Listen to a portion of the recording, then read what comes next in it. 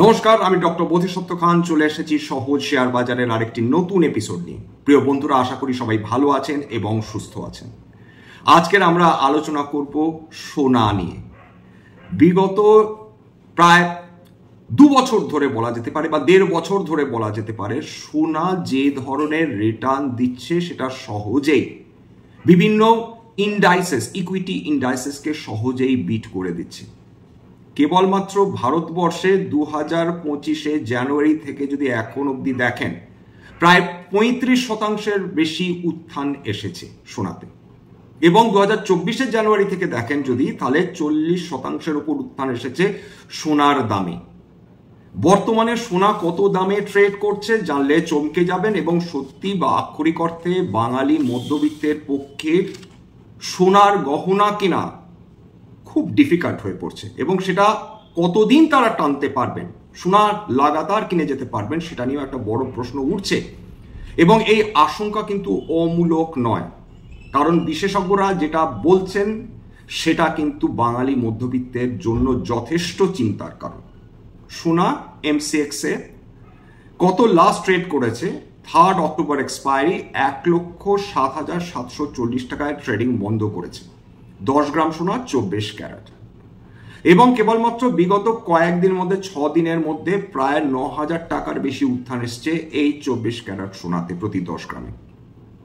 আজকে 1965 সাল থেকে আমরা দেখব যে সোনার দাম কত ছিল, এবং প্রত্যেক 10 বছর অন্তর কিভাবে সোনার দাম বৃদ্ধি পেয়ে গেছে। অর্থাৎ যে সোনা নন ইল্ডিং অ্যাসেট হিসাবে ধরা হয়, সেই সোনার প্রতি কেবলমাত্র কি সাধারণ মানুষের আকর্ষণ রয়েছে, নাকি সামগ্রিকভাবে বিশ্বের তাবর তাবর ইনস্টিটিউশনস গুলোরও আকর্ষণ রয়েছে? এবং যদি এই আকর্ষণ থাকে সবার, কেন এই আকর্ষণ তৈরি হয়েছে সেটা নিয়ে আলোচনা করব ভারতবর্ষে গত 1 বছরে best performing gold exchange traded fund এবং কতভাবে সোনাতে বিনিয়োগ করা যায় সেটা নিয়েও একটা আলোচনা আমাদের অবশ্যই থাকবে, একটা সংক্ষিপ্ত অংশ। প্রথম কথা বলে দিই যে সোনা সেটা কেবলমাত্র যে গহনা হিসাবে আমরা ব্যবহার করি তা কিন্তু নয়।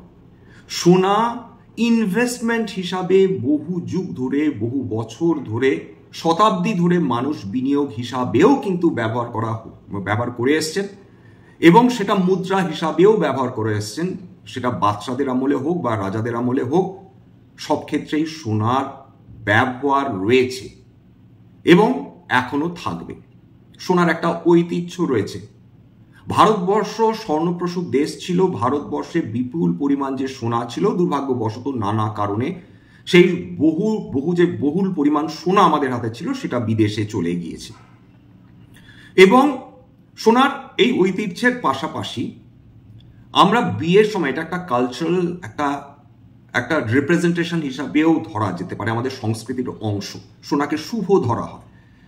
আমরা বিবাহের সময় গয়না কিনি বা পুজো পার্বণের সময় গয়না কিনি, গয়না উপহার দিই বা দিতে ভালোবাসি, অন্তত এতদিন অবধি তো ডেফিনেটলি সেটা বাস্তব। এবং সেই থেকে সোনা কেনার চল রয়েছে বিশেষ বিশেষ দিনে, যেটা দিনের পর দিন জনপ্রিয়তা লাভ করে চলেছে। এছাড়া সোনা আমাদের একটা মানসিক নিরাপত্তা দেয়, যে কারণে বিশেষত আগেকার দিনে স্ত্রী ধন হিসাবে এর খ্যাতি ছিল। এখনো বিবাহের সময় কন্যাদের সোনা দেওয়া হয়, সেটা এক ধরনের সিকিউরিটি। সোনা এখনো কেন জনপ্রিয়? 1 নম্বর, এটা মুদ্রাস্ফীতির বিরুদ্ধে লড়াই করে।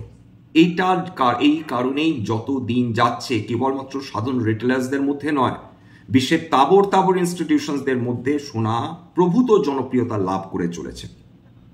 আন্তর্জাতিক ক্ষেত্রে যদি অস্থিরতা থাকে, জিওপলিটিক্যাল যদি টেনশনস থাকে, তাহলে সোনার দাম বৃদ্ধি পেতে থাকে। খেয়াল করে দেখেছেন কি, 2022-এ রাশিয়া ইউক্রেন যুদ্ধ শুরু হওয়ার পর থেকেই যে সোনার দাম বাড়তে শুরু করেছে।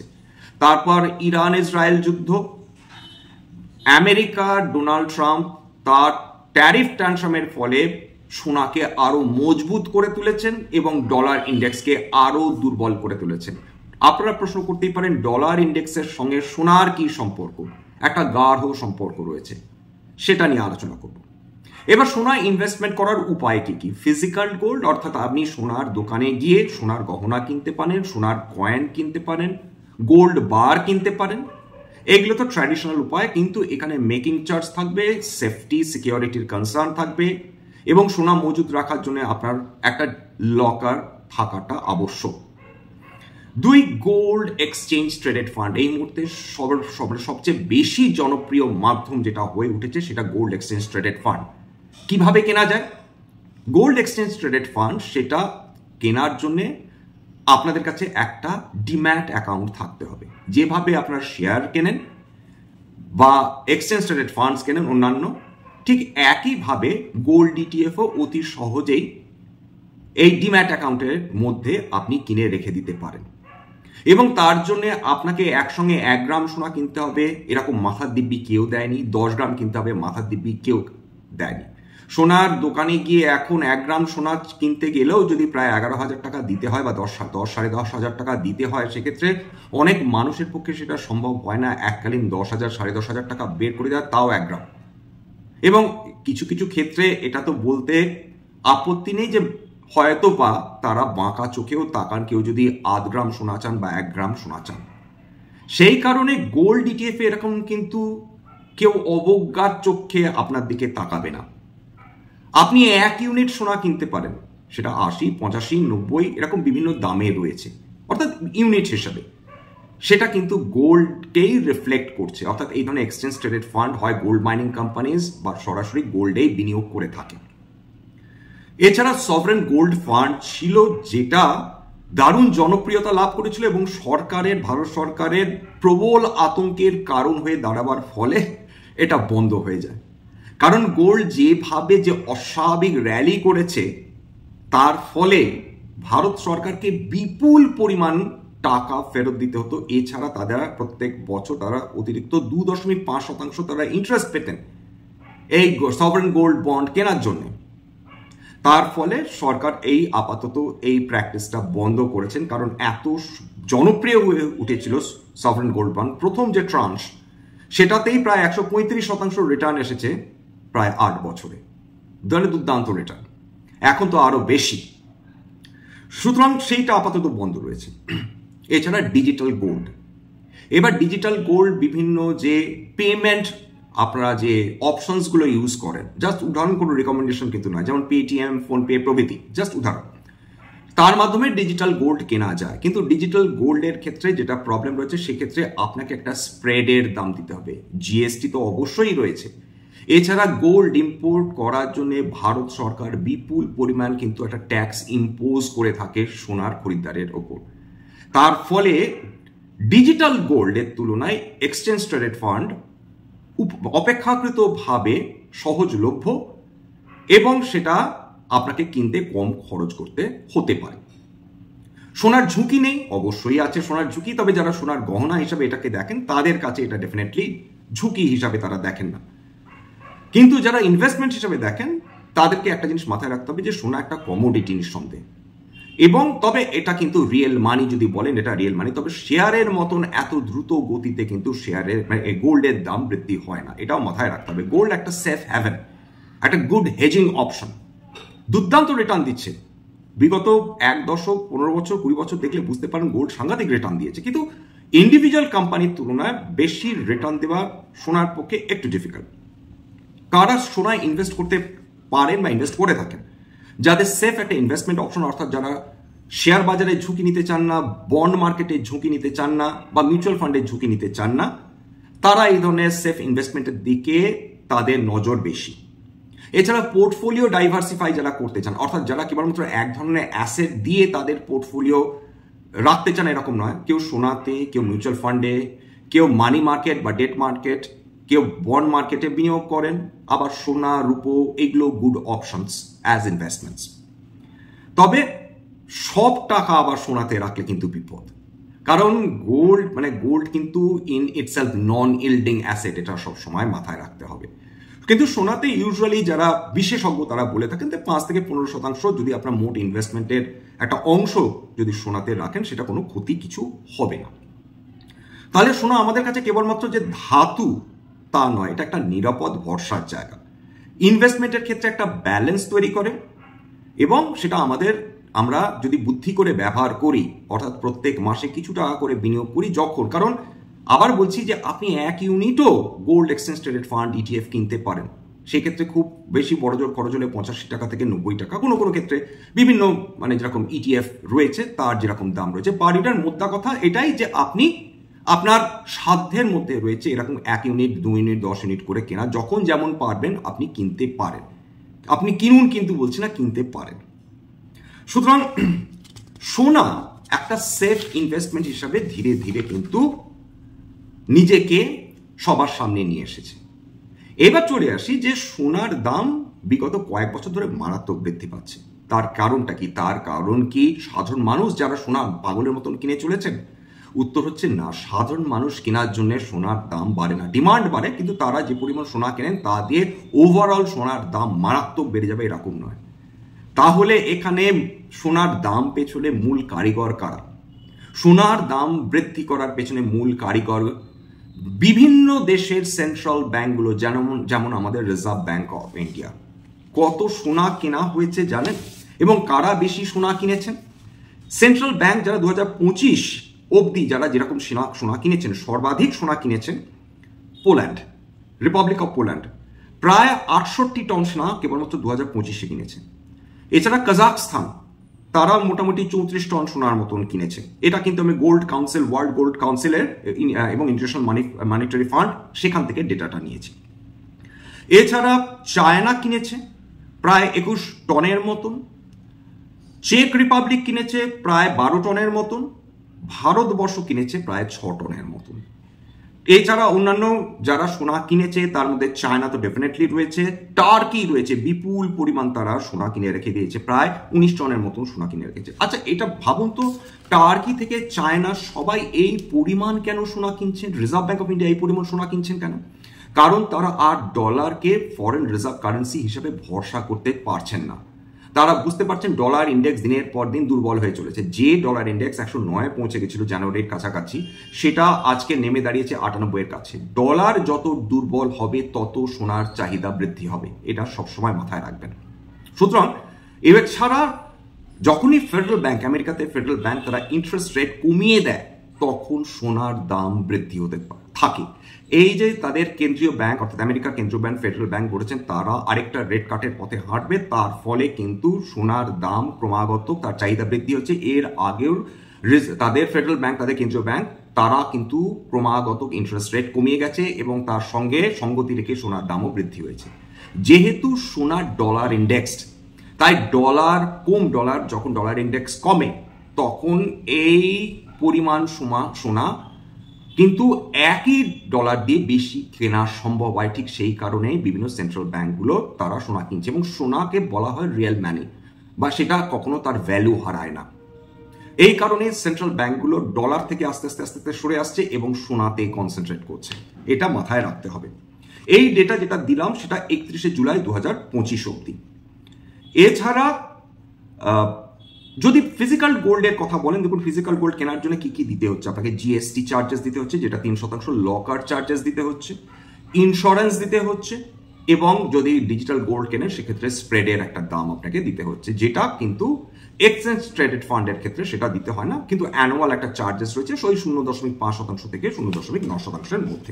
এখন আমেরিকা একটা লো ইন্টারেস্ট রেটের মধ্যে দিয়ে যাচ্ছে, সুতরাং খুব স্বাভাবিকভাবে সোনার দাম আরো বৃদ্ধি পাওয়ার সম্ভাবনা বেশি। এছাড়া ইটিএফ এর জনপ্রিয়তা লাভ করা গোল্ড ইটিএফ গত 1 বছরে গোটা বিশ্ব জুড়ে বিপুল জনপ্রিয়তা লাভ করেছে। কতখানি জানেন?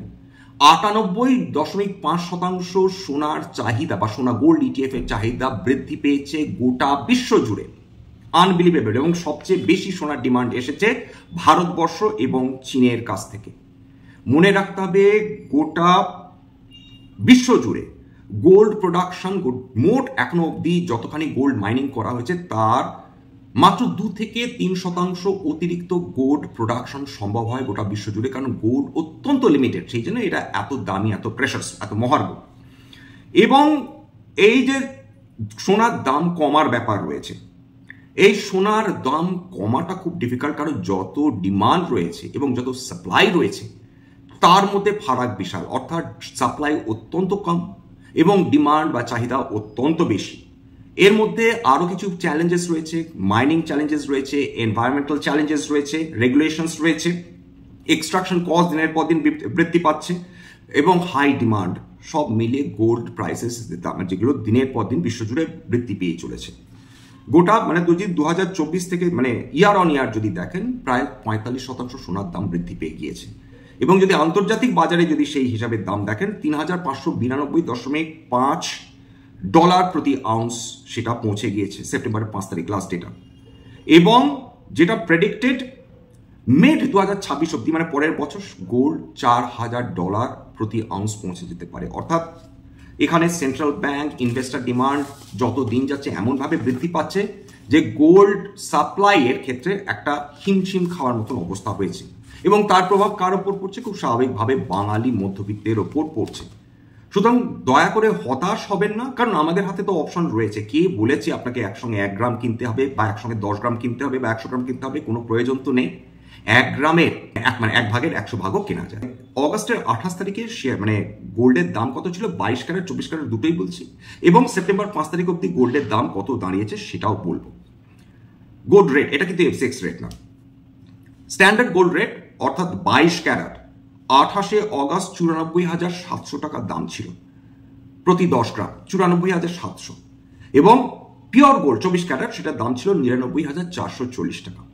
এবার খেয়াল করে দেখুন তো, মাত্র 6টা 1টা 2টো 3টে 4টে 5টা 6টা 7টা ট্রেডিং ডে অর্থাৎ সেপ্টেম্বর 5 তারিখের মধ্যে সোনার যে 22 ক্যারেট স্ট্যান্ডার্ড গোল্ড রেট সেটা বেড়ে দাঁড়িয়েছে 99,300 টাকায়, অর্থাৎ 4,600 টাকা 10 গ্রাম 22 ক্যারেটে বেড়ে গেছে মাত্র 7 দিনে। এবং পিওর গোল্ড রেটের ক্ষেত্রেও মোরলেস একই কন্ডিশন, 1,04,270 টাকায় লাস্ট ট্রেড হয়েছে সেপ্টেম্বর 5 তারিখে। মানে আনবিলিভেবল, মানে প্রায় 4.5 থেকে 5% শেয়ারের মানে গোল্ডের দাম বেড়ে গিয়েছে কেবলমাত্র 7 দিনে। অর্থাৎ কি বিপুল পরিমাণ উত্থান চলছে। 2010-এ এবার একটু ডেটা দিই, শুনতে মজা লাগবে, বিশ্বাস হবে না। 2010-এ প্রতি 10 গ্রাম 24 ক্যারেট সোনার দাম ছিল 18,500 টাকা। ঠিকই শুনেছেন, 18,500 টাকা। সেটা এখন বেড়ে দাঁড়িয়েছে 1,07,000-এর কাছাকাছি। অর্থাৎ প্রায় 6 গুণ বৃদ্ধি হয়েছে 15 বছরে। 6 গুণ সোনার দাম বৃদ্ধি হয়েছে 15 বছরে। এবার 1986 থেকে 2009 এই 23 বছরে কত দাম বৃদ্ধি হয়েছে? 1986 সালে 2,140 টাকা ছিল, 2,140 টাকা ছিল প্রতি 10 গ্রাম 1986 সালে। 2009 অবধি সেটা বেড়ে দাঁড়িয়েছিল 14,500 টাকা। অর্থাৎ 23 বছরে প্রায় 7 গুণ বৃদ্ধি হয়েছে। এবং 1965 থেকে যদি ডেটা দেখেন, 1965 থেকে সোনা 1965 সালে, মাফ করবেন 1964 সালে 63 টাকা 25 পয়সা প্রতি 10 গ্রাম। এটা কোনো অবিশ্বাসের ব্যাপার না, এটা বাস্তব। এটা আমি কিন্তু bankbazaar.com থেকে এই ডেটাটা নিয়েছি। 1964 সালে 63 টাকা 25 পয়সা দাম ছিল, সেটা 1985 অব্দি বেড়ে দাঁড়ায় 2,130 টাকা। অর্থাৎ 63 টাকা 25 থেকে এখন 1,07,000 টাকায় বেড়ে দাঁড়িয়েছে এই 60 বছরে। এটা যেটা অ্যানুয়াল গ্রোথ রেট CAGR সেটা দেখাচ্ছে 12.85। এবার তার মানে 1980 থেকে 2025 10.09% গ্রোথ দেখিয়েছে। 2000 থেকে 2025 এই 25 বছরে 13.34% গ্রোথ দেখিয়েছে। 2010 থেকে 2025 11.94 এবং গত 5 বছরে সবাইকে ছাপিয়ে গিয়েছে, 15.67% রিটার্ন দিয়েছে। অর্থাৎ নিফটি গত 5 বছরে যা রিটার্ন দিচ্ছে প্রায় সেরকম। এবং বিগত যদি আমরা 20 বছর ধরি সেটা মোরলেস নিফটি যা রিটার্ন দিয়েছে প্রায় একরকম রিটার্ন। অর্থাৎ এক্ষেত্রে হ্যাঁ, স্মল ক্যাপ এবং mid cap definitely better return দিয়েছে, সেটা অস্বীকার করে লাভ নেই। কিন্তু সোনা নিফটির ইন্ডেক্স মানে নিফটি 50 রিটার্ন দিচ্ছে সমান, এটা লিটারালি অবিশ্বাস্য, কিন্তু এটাই বাস্তব, আমাদের অ্যাকসেপ্ট করে নিতে হবে। সেন্সেক্স বিগত 5 বছরে 16% রেটে এবং 10 বছরে 12.5%, অর্থাৎ মোটামুটি যেটা সোনা দিয়েছে। সেখানে নিফটি মিড ক্যাপ রিটার্ন দিয়েছে 19.1%। এই ডেটা আমি পেয়েছি 15 বছরের CAGR, এই ডেটা আমি নিয়েছি ইকোনমিক টাইমস থেকে। Mid cap Returns, small cap Returns সেটা বিগত 5 বছরে 29.2% হারে রিটার্ন দিয়েছে, গত 10 বছরে 12.4%। এই ডেটা আমি নিয়েছি স্ক্রিনার্স থেকে। 2025 জানুয়ারি 24 ক্যারেট গোল্ড ছিল 7,800 টাকা, 7,800 টাকা প্রতি 1 গ্রাম, অর্থাৎ 78,000 প্রতি 10 গ্রাম। 22 ক্যারেট গোল্ডের দাম ছিল 71,500 প্রতি 10 গ্রাম, সেটা আজকের 1 লাখ টাকা ছাড়িয়ে গিয়েছে। গোল্ড ইটিএফ সেটা প্রত্যেকদিন শেয়ারের মতনই ট্রেড হয়, প্রত্যেক সেকেন্ড বা মিলি সেকেন্ডে তার দাম ওঠানামা করতে থাকে, এবং এক্ষেত্রে কোনো লকারের টেনশন নেই, কোনো গোল্ড পিওরিটির টেনশন নেই। যা পিওরিটি আপনাকে অ্যাচিওর করা হচ্ছে সেটাই পাবেন, কেবল আপনার একটা ডিম্যাট অ্যাকাউন্ট লাগবে। গোল্ড মিউচুয়াল ফান্ডস রয়েছে, এখানেও আপনি গোল্ড মিউচুয়াল ফান্ডেও বিনিয়োগ করতে পারেন, তার জন্য ডিম্যাট অ্যাকাউন্ট লাগবে না। নর্মাল মিউচুয়াল ফান্ডের মতনই আপনি ইউনিট পারচেস করতে পারেন, এসআইপিও সম্ভব, প্রত্যেক মাসে একটু একটু করে আপনার ব্যাংক অ্যাকাউন্ট থেকে কেটে নেওয়া হবে। ডিজিটাল গোল্ড যেটাকে ফিনটেক অ্যাপের মাধ্যমে আপনি কিনতে পারেন, এখানে একটা সমস্যা কিন্তু রয়েছে, এটা কিন্তু আরবিআই রেগুলেট করে না, তাই রিস্ক কিন্তু বেশি। যদিও আপনার এই সোনা ওয়ার্ল্ড স্টোরেজ আপনাকে দেওয়া হবে, আপনি 1 টাকা থেকেও সেই সোনা কিনতে পারেন। এছাড়া গোল্ড ফিউচার্সে অনেকে ট্রেড করতে পছন্দ করেন কমোডিটি হিসাবে, সুতরাং বিভিন্ন কমোডিটি এক্সচেঞ্জে আপনি ট্রেড করলে চাইলে করতে পারেন, তবে এটা হাইলি রিস্কি, মোর রিস্কি দ্যান শেয়ার মার্কেট, এটা মাথায় রাখতে হবে। এবং হাইলি স্পেকুলেটিভ, হাই রিস্ক, ইকুইটির থেকেও বেশি রিস্কি কিন্তু এই কমোডিটি আপনার ফিউচার্স অ্যান্ড অপশনস। তাহলে আমরা ফাইনালি যেটা দাঁড়ালো সেটা হচ্ছে গোল্ডের জন্য একটা বেসিক কাস্টমস ডিউটি আমাদের দিতে হয়, সরকার বিপুল পরিমাণ সেই কাস্টমস ডিউটি চার্জ করে থাকেন। এবং যদি ইটিএফ এ কেউ যদি বিনিয়োগ করেন সেক্ষেত্রে এসটিটি সেটা সরকার মকুব করেছেন বা মাফ করেছেন। শর্ট টার্ম একটু ট্যাক্সের ইমপ্লিকেশনটা দেখে নিই। শর্ট টার্ম কিন্তু as per your income tax bracket, তর্কের খাতিরে যদি ধরে নিই আপনার ইনকাম ট্যাক্স আপনাকে 30% আপনি ট্যাক্স ব্র্যাকেটে রয়েছেন, সেক্ষেত্রে আপনাকে শর্ট টার্ম গেন কিন্তু 30%ই দিতে হবে। লং টার্ম গেনে এটা ইকুইটির মতন বিহেভ করে, সেক্ষেত্রে আপনাকে 12% যদি বিক্রি করেন 12.5% আপনাকে দিতে হবে। সুতরাং চোখ রাঙানি সম্ভবত চলবে যতদিন না গ্লোবাল এই টেনশনসগুলো কম হবে, এই চোখ রাঙানি আমরা অস্বীকার করতে পারি না এবার, এবং সেটা কবে যে বন্ধ হবে আমরা কেউ জানি না। গ্লোবাল টেনশনস কোনোদিন বন্ধ হয়েছে কি, এটা একটা প্রশ্ন। এবার চলে আসি গত 1 বছরের পারফরমেন্সের দিক থেকে সেরা যে ইটিএফসগুলো, এটা কিন্তু কোনো রিকমেন্ডেশন না, এই ডেটা আমি নিয়েছি গ্রো অ্যাপ থেকে, এই ডেটা আপডেটেড 14 জুলাই 2025-এ। এইবার এটা inception, date of inception 25 October 2024 থেকে এই ডেটাটা নেওয়া হয়েছে। ইউটিআই গোল্ড ইটিএফ 32% রিটার্ন দিয়েছে। ইউটিআই গোল্ড ইটিএফ বললাম, এবার কোটা গোল্ড ইটিএফ 32.32% রিটার্ন দিয়েছে। ইনভেস্টকো ইন্ডিয়া 31.42% রিটার্ন দিয়েছে। এক্সিস গোল্ড ইটিএফ 38.37% রিটার্ন দিয়েছে। ICICI Prudential gold ETF 31.01% return দিয়েছে। এছাড়া বিভিন্ন LIC mutual fund gold ETF 32.82, Groww gold ETF 22.89%। এটা অবশ্য গোল্ড ইটিএফটা 22 অক্টোবর থেকে ডেটাটা রয়েছে। যাই হোক, এখানেই শেষ করব। এইটুকুনি আমাদের মাথায় রাখতে হবে যে বিভিন্ন সময় বিভিন্ন অ্যাসেটস পারফর্ম করে, সবসময় সব অ্যাসেট একসঙ্গে পারফর্ম করবে এরকম নয়। ধরুন অ্যাকচুয়ালি গোল্ড এবং যদি ইকুইটি রিলেশন দেখেন সেটা কিন্তু ইনভার্সলি প্রপোর্শনাল, এটা মাথায় রাখবেন। এবং কিন্তু কিছু কিছু ক্ষেত্রে দেখা যায় যে গোল্ডেরও ভ্যালু বাড়ছে, আবার ইকুইটিজেরও ভ্যালু বাড়ছে, এবং বিগত 2-3 বছর ধরে এই ট্রেন্ডটা খুব খেয়াল করে দেখবেন। তার কারণ একদিকে যদি একটা দেশের যদি ইকোনমি ভালো থাকে, খুব স্বাভাবিকভাবে সেটা রিফ্লেক্টেড হয় ইকুইটি মার্কেটসে, এবং তার ফলে সেখানে শেয়ার মার্কেট বাড়তে পারে। কিন্তু গ্লোবাল ডিমান্ড যদি সোনার বৃদ্ধি পেতে থাকে, সেক্ষেত্রে সোনার দাম বৃদ্ধির ক্ষেত্রে তো কোনো অসুবিধা থাকার কারণ নেই। যাই হোক, এখানে শেষ করব। স্ট্যান্ডার্ড ডিসক্লোজার, যে সোনা নিয়ে যে আলোচনা করলাম, ইটিএফ নিয়ে আলোচনা করলাম, হতে পারে তার মধ্যে কোনোটাতে আমার নিজস্ব কোনো বিনিয়োগ নেই, আমার পরিবারের কোনো সদস্যের বিনিয়োগ থাকলেও থাকতে পারে ভবিষ্যতে যদি তারা নতুন করে কেনেন বা বিক্রি করেন, আগাম বিজ্ঞপ্তি দিয়ে কিনতে বা বিক্রি করতে পারবেন না। স্ট্যান্ডার্ড ডিসক্লেমার, এটা কেবলমাত্র একটা এডুকেশনাল চ্যানেল আমাদের বাঙালি ভাই বোনদের ইনভেস্টার অ্যাওয়ারনেস বৃদ্ধির জন্য। এখানে কোনো ধরনের কিন্তু buy sell recommendation, suggestion, advice আমাকে ইনফ্লুয়েন্স করার প্রচেষ্টা নেই।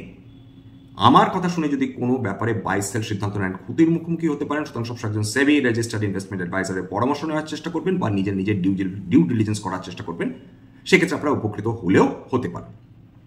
সবশেষে যেটা বলে থাকি, যদি এই ধরনের এপিসোড আপনাদের সত্যি মনে হয় আমাদের বাঙালি ভাই বোনদের জীবনে কিছুমাত্র ভ্যালু অ্যাড করবে, প্লিজ নিজের গ্রুপে শেয়ার করে দেওয়ার চেষ্টা করবেন, একটা লাইক অবশ্যই দেবেন, প্লিজ সাবস্ক্রাইব করবেন। আপনারা সাবস্ক্রাইব করলে আমার মনোবল বৃদ্ধি পায়, আপনারা লাইক দিলে আমার কিন্তু উৎসাহ বৃদ্ধি পায় নতুন নতুন এপিসোড তৈরি করার জন্য। আজকের জন্য নমস্কার।